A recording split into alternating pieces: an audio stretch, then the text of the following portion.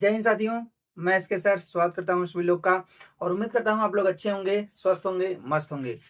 आज आप लोग के क्लास का पहला दिन है और उम्मीद है कि आपको क्लास ये बहुत पसंद आने वाली है, क्योंकि आप लोग के लिए फ्री ऑफ कॉस्ट, पूरी तरह से मुफ्त में सभी कक्षाएं आपके अपने YouTube channel we make ranker पर उपलब्ध हैं। हाँ, और मैं एसके सर आपको पढ़ाने वाला हूँ मैथ। हाँ, 9, 10, 11, 12 सभी कक्षाएं आपको मैं मैथ पढ़ाऊंगा और अदर सब्जेक्ट जो है और अदर टीचर भी हैं वो लोग आपको पढ़ाने वाले हैं। तो आप लोग ढेर सारा सपोर्ट कीजिए। तो चलिए हम लोग चलते हैं। हाँ, आज का जो हमारा टॉपिक है वास्तविक संख्याएं, क्लास 10 के लिए है। ठीक है। हाँ, चैप्टर पहला है वास्तविक संख्याएं।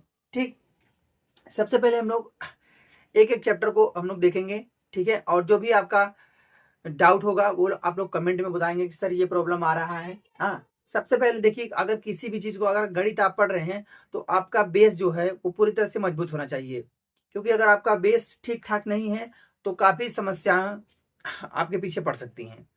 तो अगर आपका बेस कमजोर है तो सबसे पहले आप अपना बेस मजबूत कीजिए। और बाकी अगर आप क्लास 10th में हैं और बेस की भी टेंशन है, सब कुछ टेंशन है, तो मैं आपका एक बेस पे वीडियो लेके आऊंगा।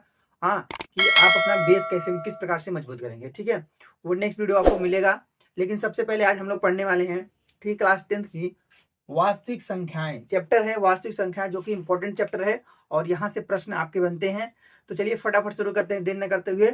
और शुरू करने से पहले आप लोग वीडियो को लाइक और चैनल को सब्सक्राइब कर लेंगे और ये वीडियो अपने उन दोस्तों के पास शेयर कर देंगे जो अभी तक ये वीडियो पे पहुंच नहीं पाए हैं। तो चलिए शुरू करते हैं। देखिए, वास्तविक संख्याएं जो चैप्टर है हमारा, आप लोग जानते हैं कुछ चैप्टर इसमें कट चुका है। हाँ, इसके अंतर्गत जो कुछ भी पार्ट्स हैं वो कट चुके हैं। हाँ, जैसे युग्ल विभाजन हम लोग को नहीं पढ़ना है, लेकिन जो जो पढ़ना है वो हम लोग आप अच्छी तरीके से देखेंगे। ठीक है, इसमें हम लोग को जो देखना है, देखिए सबसे पहले किसी चैप्टर को शुरू करने से पहले उसके बारे में जानना बहुत जरूरी होता है। हम लोग को क्या पढ़ना है, वास्तविक संख्या। देखिए, संख्याओं के बारे में सबको आपको पता होगा, वास्तविक संख्याएं सभी को पता है ना। लेकिन इसके अंतर्गत हमको पढ़ना क्या है वो सबसे पहले हम लोग डिस्कस करने वाला है। ठीक है, इस क्या हम इसको, इसके अंदर हम लोग को क्या पढ़ना है, क्या नहीं पढ़ना है, ये इंपॉर्टेंट है। क्योंकि अगर आपको क्या पढ़ना है ये पता चल जाए ना, तो समझो पूरा एग्जाम ना 100 to 100 निकल जाता है। तो मैं सिखाने के लिए आपको आया हूँ। तो सबसे पहले हम लोग पढ़ेंगे कि गणित की आधारभूत परिमेय। ठीक है, गणित की आधारभूत परिमेय वो की बेहद इंपॉर्टेंट है। तो चलिए शुरू करते हैं। ठीक, ये आपका परिमेय है गणित, अंकगणित, अंकगणित की आधारभूत परिमेय। बेहद इंपॉर्टेंट है, ये आपका चैप्टर है। ठीक है, अंक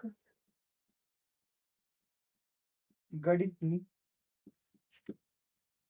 आधारभूत परिमेय।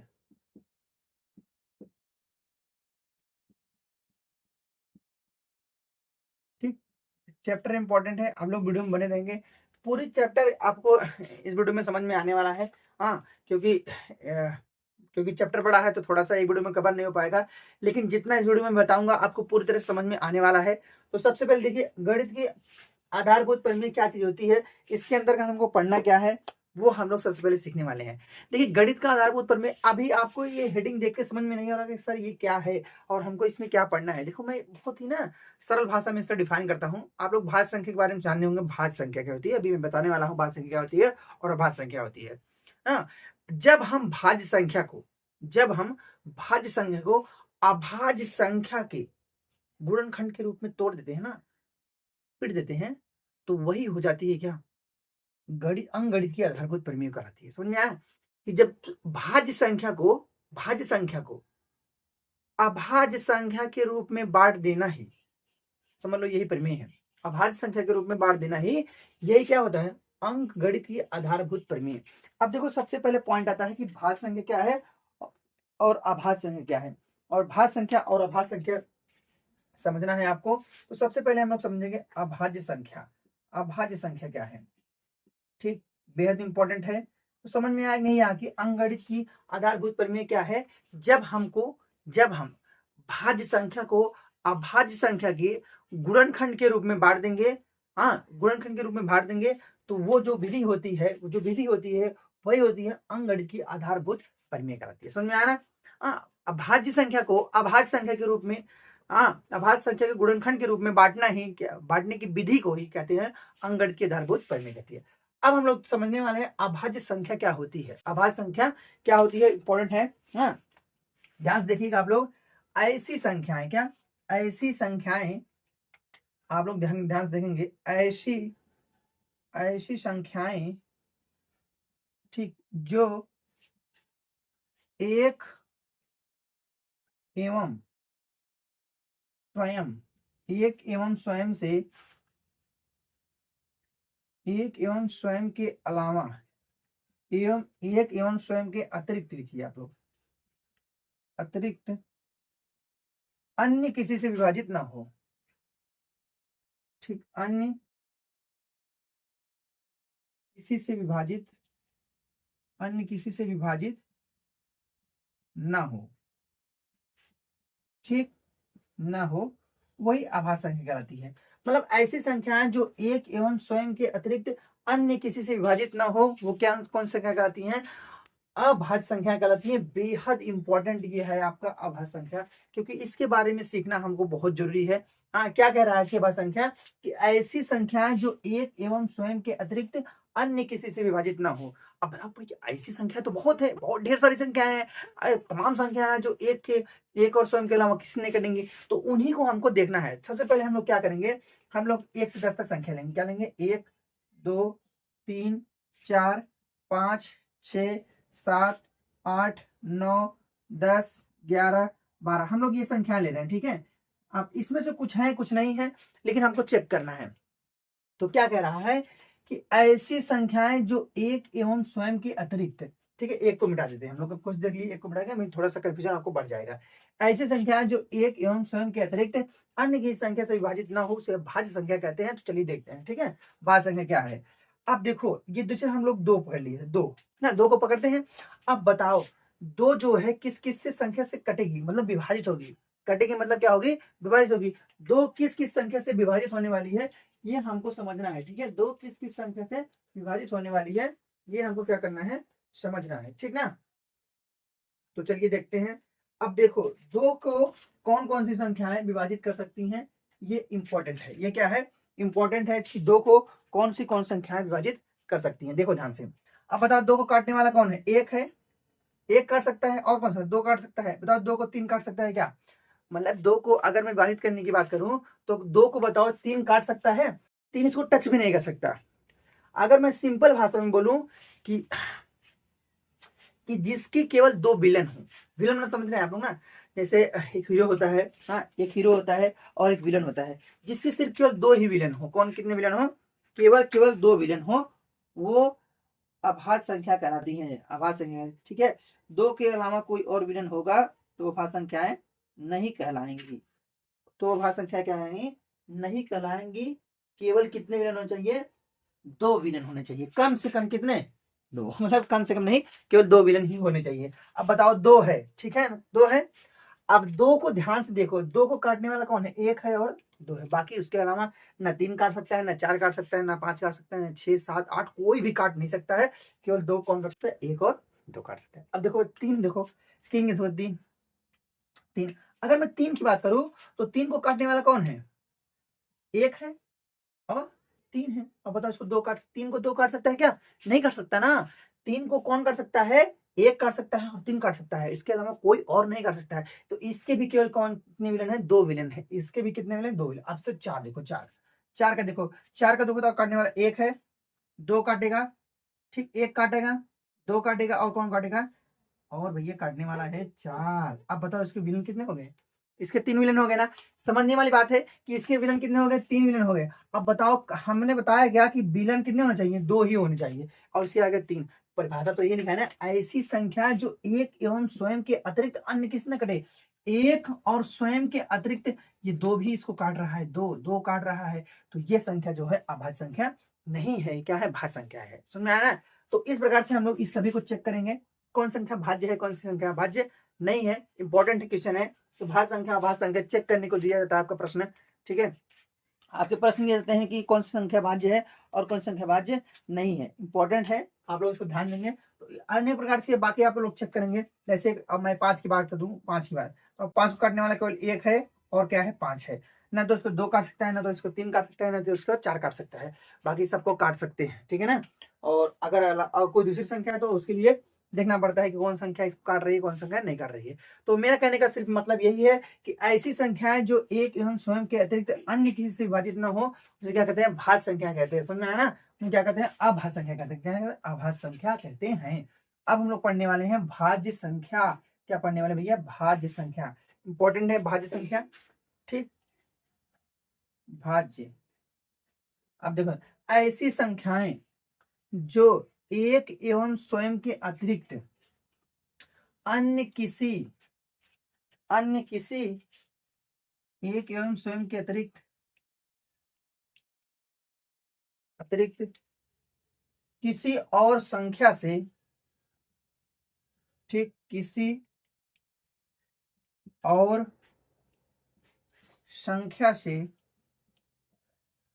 विभाजित हो जाए,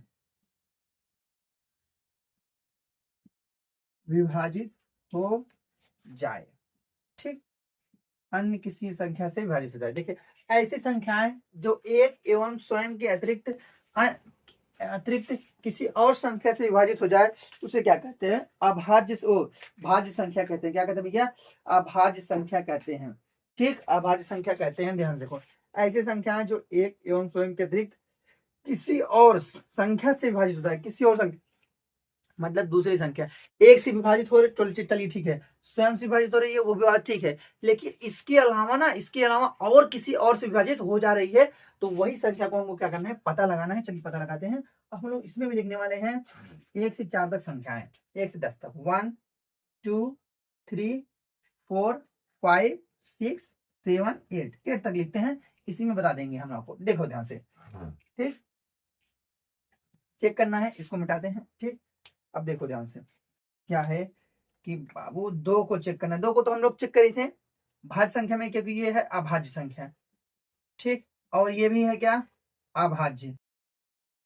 और इसको 4 को देखिए, 4 को हम लोगों ने चेक किया था उसमें, तो उसमें बताया था कि 4 क्या है क्या नहीं है।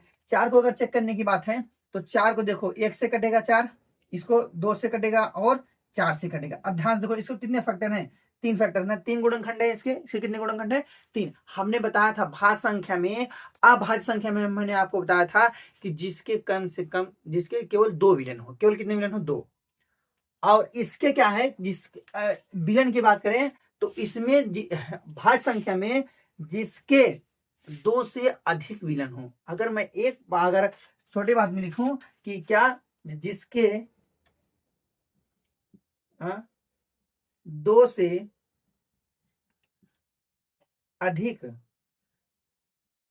अधिक गुणनखंड हो, ठीक, जिसके 2 से अधिक गुणनखंड हो या विलन हो। आप लोग तो समझाने के लिए हमने बोल दिया कि विलन समझिए आप लोग। जिसके 2 से अधिक गुणनखंड हो, वो भाज्य संख्या कहलाती है। देखिए ध्यान से, अब बताओ 2 से अधिक होना, 1 है, 2 है और 4 भी है, 1 है, 2 है और 4 भी है। इसी प्रकार से 5 को चेक करेंगे, 5 अभाज्य है, ठीक है, इसको आप लोग चेक कर लीजिएगा, हाँ ठीक। 6 को चेक करते हैं, 6 को। अब देखो 6 को अगर हम बात करें तो 6 को काटने वाला 1 है, ठीक, 2 भी है, 3 भी है और 6 भी है। बताओ इसके गुणनखंड कितने हो गए, 4 हो गए, नहीं 4 हो गए। अब बताओ 6 को 1 भी काट देगा, 2 तिहाई 6 होता है, 3 का दूना 6 होता है और 6 का निम्न 6 होता है, मतलब 1 भी काटेगा, 2 भी काटेगा, 3 भी काटेगा, 6 काटेगा। अब बताओ इसके कितने गुणनखंड है, 4 गुणनखंड है। तो 2 से अधिक है कि नहीं है, 2 से अगर अधिक है तो वो संख्या क्या कहलाएगी, अभाज्य संख्या कहलाएगी। क्या कहलाएगी, भाज्य संख्या। और सबसे छोटी भाज्य संख्या अगर हम बात करें तो 4 है, सबसे छोटी, ठीक है, सबसे छोटी क्या है भैया, 4। सबसे छोटी भाज्य संख्या क्या है, 4 है। तो इतना आपको समझ में आया है कि भाज्य संख्या क्या है और अभाज्य संख्या क्या है। तो सबसे छोटी जो है भाज्य संख्या क्या है भैया, 4 है। समझ में आया नहीं है, सबसे छोटी भाज्य संख्या क्या है, 4 है।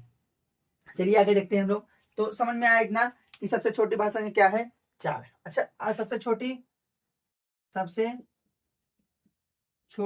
अभाज्य क्या है, अभाज्य क्या है, 2। सबसे छोटी अभाज्य संख्या क्या है भैया, 2। और सबसे छोटी क्या है, भाज्य है, ठीक ना। ये सबसे छोटी क्या है, भाज्य है, 4 है। और ये क्या है, सबसे छोटी भाज्य क्या है, 2 है और सम भी है। क्या है, सम भी है। मतलब सबसे छोटी सम अभाज्य संख्या क्या है, 2 है।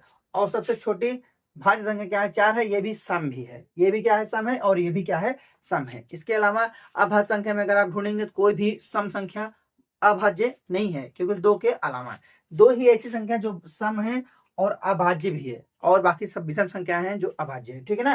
तो आपको समझ में आया कि भाज्य संख्या क्या है और अभाज्य संख्या है। अगर मैं एक शॉर्ट भाषा में बोलूं तो जिसके सिर्फ केवल 2 गुणनखंड है उसे अभाज्य कहते हैं, जिसके 2 से अधिक गुणनखंड है उसको क्या कहते हैं, भाज्य संख्या कहते हैं। समझ में आया ना। तो ये आपको भाज्य और अभाज्य उम्मीद है कि समझ में आया होगा, और समझ में आएगा तो सब लोग लाइक करेंगे वीडियो को। तो चलिए आगे चलते हैं। आगे हम लोग देखने वाले हैं कि भाज्य संख्या और अभाज्य संख्या, थोड़ा सा पहचान इसका करेंगे। किस प्रकार से निकाला जाता है भाज्य संख्या और अभाज्य संख्या। अच्छा, एक बचा था, हमने एक के बारे में आपको नहीं बताया कि एक क्या है। भैया एक के बारे में हम लोग ध्यान देते हैं। एक ना तो भाज्य है, न तो भाज्य, न ही अभाज्य। देखो, न तो भाज्य है और न ही अभाज्य है। मतलब एक जो संख्या है, ये सब एग्जाम में पूछा गया प्रश्न है कि सबसे छोटी अभाज्य संख्या 2, सबसे छोटी भाज्य संख्या 4, एक क्या है, न तो भाज्य है और न ही अभाज्य। क्योंकि अगर हम एक की चर्चा करें तो एक के केवल गुणनखंड कितने हैं, एक ही है। मतलब दूसरा कोई है, एक है। अब यही स्वयं हो जाए, चाहे इससे गुणनखंड कर दीजिए, एक ही है, दूसरा है ही नहीं। तो अब जब भाज्य के लिए कंडीशन क्या है, 1 से 2 से अधिक होना चाहिए, एक ही, 2 ही नहीं पूरा हो पा रहा है। और अभाज्य के लिए 2 कम से कम होना चाहिए, तो एक ही है, दूसरा मिल ही नहीं रहा है। तो इसलिए क्या है, न तो भाज्य है और न ही अभाज्य है, न तो भाज्य है और न ही अभाज्य है। ध्यान से देखेंगे हम लोग। ठीक है, अब भाज्य संख्या हो गया। अब बताओ, ध्यान से देखेंगे हम लोग। ठीक है, कि इसका क्या है कि अंकगणित की आधारभूत प्रमेय क्या कहती है कि भाज्य संख्या को अभाज्य संख्या के गुणनखंड के रूप में, जब हम अभाज्य संख्या गुणनखंड के रूप में हम व्यक्त कर देते हैं, उसी व्यक्त करने की जो विधि होती है उसी कहते हैं अंकगणित की आधारभूत प्रमेय होती है। ठीक है ना। अब देखो, किसी भी संख्या का गुणनखंड किस प्रकार से निकाला जाता है वो हम लोग थोड़ा समझेंगे। किसी भी संख्या का गुणनखंड किस प्रकार से निकाला जाता है वो हम लोग समझने वाले हैं। चलिए समझते हैं। थोड़ा सा गुणनखंड निकालना हम लोग सीखेंगे कि गुणनखंड बहुत इंपॉर्टेंट है। आप लोग सीखेंगे तो आपको बहुत ही अच्छा लगेगा। तो चलिए शुरू करते हैं। गुणनखंड निकालना, किस प्रकार से किसी का गुणनखंड निकालते हैं, देखो ध्यान से। जैसे अगर हम किसी का उदाहरण ले लें, अगर हम लेते हैं उदाहरण में 24, क्या लेते हैं, 24। अगर हमको 24 का गुणनखंड निकालना है, क्या निकालना है, गुणनखंड, तो किस प्रकार से निकालना है, चलिए देखते हैं। तो सबसे पहले, सभी लोग निकालना इसको जानते होंगे। तो सबसे पहले हमको सबसे छोटी संख्या से काटना होता है। वैसे अगर हम किसी को पता है तो आप लोग आराम से तोड़ सकते हैं उसको। लेकिन जिसको कुछ भी नहीं पता है, अगर उसको किसी भी संख्या का गुणनखंड निकालना है तो इसी प्रकार से निकालना है। सबसे पहले हम लोग 2 से काटेंगे। 2 12 दूना कितना होता है, 24। ठीक है, 2 करने 2, 2 दूना 4, 12 हो गया। फिर 2 से काटेंगे, 2 तिहाई 6 होता है। ठीक है, ओ सॉरी, 2 छंग कितना होता है, 12। फिर 2 से काटेंगे, 2 तिहाई 6। फिर 3 से काटेंगे, 3 करने 3। फिर देखो ध्यान से, अब ये हो गया 2 दूना 4, दूना 8, 8 3 24। ये इसका गुणनखंड है। तो 24 का अगर गुणनखंड की हम लोग बात करें तो इसका गुणनखंड क्या आ गया भैया, 2 गुणे 2 गुणे 2 गुणे 3। इसी को हम और लिख सकते हैं 2 पावर 3 और गुणे 3 पावर 1। समझ में आया ना। तो यही है, तो है ना, यही तो है कि इससे भाज्य संख्या को, इससे भाज्य संख्या को अभाज्य संख्या के गुणनखंड के घात के रूप में व्यक्त करने की विधि को ही अंकगणित की आधारभूत प्रमेय कहते हैं। समझ में आया ना। तो किसी भी संख्या है, कोई भाज्य संख्या है, उसको अभाज्य संख्या के गुणनखंड के घात के रूप में जब हम लोग सेट कर देंगे उसको, तो वही होता है अभाज्य संख्या का, वो एक अंकगणित की आधारभूत प्रमेय होती है। ठीक है, तो किसी भी संख्या का अगर आपको अभाज्य गुणनखंड निकालना है तो इसी विधि से हम लोग निकालने वाले हैं। तो अब हम लोग थोड़ा सा बड़ा लेने वाले हैं। हम लोग लेने वाले हैं 105। क्या लेने वाला है, 105। 105 का हम लोग निकालेंगे गुणनखंड। क्या निकालेंगे, हम लोग निकालने वाले हैं 105 का गुणनखंड। तो ध्यान से देखते हैं 105 का गुणनखंड किस प्रकार से निकाला जाता है। ध्यान से देखो, सबसे पहले हम इसको काटेंगे 2 से। अब बताओ 2 से संख्या कटेगी कि नहीं कटेगी, 2 से संख्या कटेगी कि नहीं कटेगी, नहीं कटने वाली है। क्योंकि अगर 2 को काटने के लिए कंडीशन होता है कि लास्ट में 0 हो या फिर एक क्या हो, सम संख्या हो। 0 या सम संख्या हो ना, सम संख्या होना चाहिए। तो कि मैं विभाज्यता पे एक वीडियो आपको लेने आने वाला हूँ बहुत ही जल्द। आपको विभाज्यता का रूल पूरा पता होना चाहिए, क्योंकि अगर आप गणित पढ़ रहे हैं विभाज्यता का रूल आना ही इंपॉर्टेंट है। तो मैं जल्द से जल्द आपके लिए विभाजता के सभी नियम को लेके आऊंगा कि कौन संख्या 2 से कट रही है, कौन संख्या 3 से कट रही है, 4 से कट रही है, 5 से कट रही है, तो सब पूरा पता होना चाहिए, जरूरी है ना। तो उसके लिए भी मैं एक वीडियो आपको जरूर प्रोवाइड करूंगा। तो चलिए इसको देखते हैं। सबसे पहले ये 3 से कटेगा, क्या कटेगा 3 से, ठीक है ना। किससे कटेगा 3 से, तो चलिए देखते हैं 3। तो इसमें देखो 3 त्रिक का 9, 3 पचे 15, ठीक, 3 त्रिक का 9, 3 पचे 15। फिर अब बताओ इस किससे कटेगा, 5 से कटेगा, किससे कटेगा 5 से, 5 सते 35, फिर इसको काटेंगे किससे 7, 7 करने 7। ध्यान से देखो, गलत हो गया क्या, यहाँ लिखना चाहिए 5, लिख दिए 3, यहाँ कितना लिख दिया 5। देखो 3 से काटे, 3 त्रिक का 9, 3 पचे 15, 5 से काटेंगे 5 सत्तर 35, ठीक है, 5 सत्तर 35, फिर 7 7 करने 7। अब देखो ध्यान से, अगर मैं इसका फैक्टर की बात करूं तो इसका गुणनखंड आया तो क्या आया भैया 3 गुणे 5 गुणे 7, क्योंकि सबके घात में एक ही एक लगेगा, क्योंकि कोई 2 बार नहीं आया है। तो भाज्य संख्या को, भाज्य संख्या कौन सी संख्या है, भाज्य संख्या है, भाज्य संख्या को अभाज्य संख्या के रूप में बांट देना ही क्या होता है, यही होता है आपका अंकगणितीय आधारभूत प्रमेय। तो इसमें हम लोग को सबसे पहले ही सीखना है, क्या सीखना है कि अभाज्य संख्या गुणनखंड, किसी भी संख्या का गुणनखंड निकालना बेहद इंपॉर्टेंट है। अगर आप लोग किसी भी संख्या का गुणनखंड नहीं निकाल पा रहे हैं तो वो आपके लिए अच्छी बात नहीं है, ठीक है ना। तो इतना आपको समझ में आया होगा कि किसी भी संख्या का अगर हमको गुणनखंड निकालना है तो किस प्रकार से निकालेंगे, किस प्रकार से नहीं निकालेंगे, समझ में आए नहीं आए, तो ये आपको समझ में आ रहा होगा, ठीक। तो चलिए थोड़ा सा हम लोग क्या उदाहरण देखते हैं, क्योंकि उदाहरण भी बेहद इंपॉर्टेंट है, क्योंकि अगर आपको उदाहरण नहीं समझ में आ रहा है तो भी थोड़ा सा मजा कम आने वाला है ना। तो उदाहरण भी हमारे लिए बहुत ही जरूरी है। देखिए अभाज्य संख्या से हम लोग निकालने वाले हैं, पढ़ने वाले हैं एलसीएम और एचसीएफ। क्या पढ़ने वाले हैं, एलसीएम और एचसीएफ, जो कि इंपॉर्टेंट है। तो चलिए हम लोग मिलते हैं नेक्स्ट वीडियो में। आज के लिए बस इतना ही, और आपको ये जितना मैं पढ़ाया हूँ आप लोग पूरा रिवीजन करके आइएगा। नेक्स्ट क्लास में आपको पूरी तरह से, बहुत अच्छी तरह से समझ में आने वाला है नेक्स्ट क्लास, ठीक है। तो उसमें मैं आपको सब कुछ बताने वाला हूँ कि किसी भी संख्या का, अभाज्य संख्या का कि एलसीएम और एचसीएफ किस प्रकार से निकाला जाता है, और कौन संख्या किससे विभाजित है, किससे नहीं विभाजित है, ये हम लोग पूरा पढ़ने वाले हैं। और नेक्स्ट क्लास में मैं आपको प्रश्नावली भी पढ़ाऊंगा। प्रश्नावली 1.1 भी आपको खत्म कर दूंगा, ठीक है, नेक्स्ट वीडियो में। तो चलते हैं, मिलते हैं नेक्स्ट वीडियो में। आज के लिए बस इतना ही, थैंक यू।